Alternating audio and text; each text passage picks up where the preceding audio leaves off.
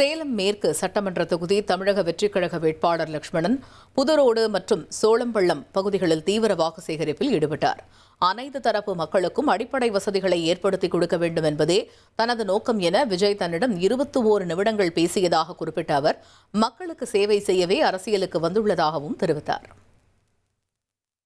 ஆண்ட கட்சி கண்டினியூ இருந்த கட்சி எல்லாமே என்னென்ன பித்தலாட்டம் பண்ணான்னு சமாளிக்க முடியாததான் இத்தனை மக்கள் கொதிச்செழிஞ்சு போய் விஜய் சாரு சேர்ந்து நம்ம இந்த புதிய அரசியலமைப்பை ஏற்படுத்தி இருக்கிறோம். தலைவரை வெற்றி பெற செய்யுங்க.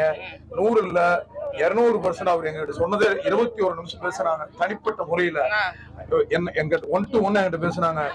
ஒவ்வொரு மக்களுடைய பேசிக் கம்யூனிட்டிஸ், அவர் சொன்ன வார்த்தை பேசிக் கம்யூனிட்டிஸ், அவங்களுக்கு என்ன தேவையோ அதையெல்லாம் அந்த ரோடு, எலக்ட்ரிசிட்டி, பொது கழிப்பிடம், நல்ல குடிநீர், சாக்கடை வசதி உடனடியாக செய்யணும்.